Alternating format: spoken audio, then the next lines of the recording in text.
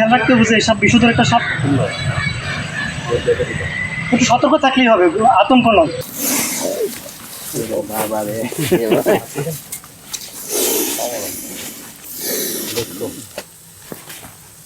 ভাই দিন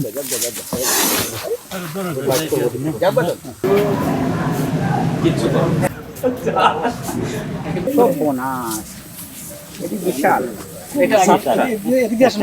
নাম বলেন কি সাপ? এটা হচ্ছে মনোক্লেট কুবরা। কুবরা ইংরেজি নাম মনোক্লেট কুবরা, বাংলা নাম পদ্ম কুকরা, আর বৈজ্ঞানিক নাম হচ্ছে নাজা কৈথিয়া। বিশেষ ধরনের নিউরোটক্সিন। আর একটু উপরে নিন। রবি ভাই কালকে দিয়ে নেন। ওইদিকে দিয়ে দেন না। গোখরাটা কিন্তু বিষাক্ত সাপ, এ কারণে অনেকে ভয় হোক বা এটা হোক, কিন্তু প্রাণীদের কিন্তু একটা বৈশিষ্ট্য আছে, তাদেরকে কেউ আক্রমণ না করলে বা যদি বিরক্ত না করে তারা কিন্তু আসলে কখনো ক্ষতি করে না মানুষের, আমরা নর্মালি যেটা দেখেছি। কিন্তু এই বিষয়গুলোই অনেক ক্ষেত্রে দেখা যায় আতঙ্কিত হয়ে বন্য প্রাণী অনেকে হয়তো মেরে ফেলতে চেষ্টা করে, মানুষেরও জানমালের ক্ষতি হয়, ওই বিষয়গুলোও থাকে। আর পরিবেশের জন্য তো ওভারঅল আমরা জানি কৃষি সহ অন্যান্য যেসব সেক্টর আছে আমাদের সাপ কিন্তু খুবই গুরুত্বপূর্ণ একটা বিষয়, যে তারা কিন্তু এই ওভারঅল যে ফসল উৎপাদনের ক্ষেত্রে এখানে কিন্তু সাপের ভূমিকা আছে, অনেক উপকারী সাপ আছে।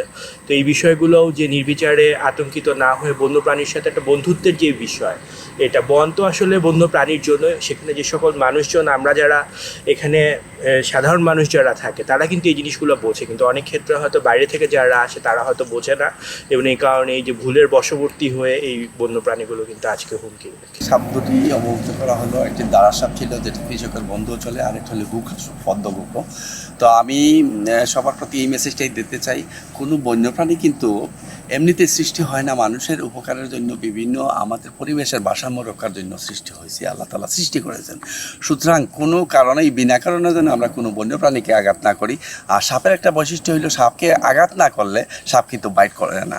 সুতরাং আমরা যারা সাপ অধ্যুষিত এলাকায় থাকি বা পানিবাহিত, এখন বৃষ্টি হচ্ছে, প্রচুর সাপ কিন্তু পানি থেকে বেরিয়ে আসতেছে, তো একটু সাবধানে আমরা চলাফেরা করলেই মোটামুটি আমাদের বন্যপ্রাণীগুলি রক্ষা হবে। আসলে সাপ অনেক ভারসাম্য রক্ষা করে বনের, সাপকে আমরা রক্ষা করব, সাপ আমরা বানবো না, সচেতনমূলক বৃদ্ধি করব, সচেতনমূলকভাবে সকলকে বোঝাবো, আর সচেতনমূলকভাবে সকলকে চলার দৃষ্টি আকর্ষণ করব। আমরা সাপের প্রতি আতঙ্কিত হয়ে অনেকেই মেরে ফেলি, আসলে সাপও আমাদের উপকারে আসে।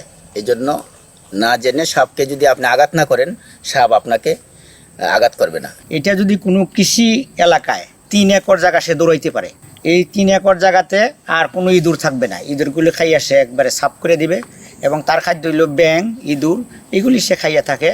আর ইঁদুর খাইলে কৃষকেরও অনেক উপকার। এই সাপগুলি আপনারা মারবেন না, দাঁড়াই সাপ বিশেষ করে কখনো মারবেন না।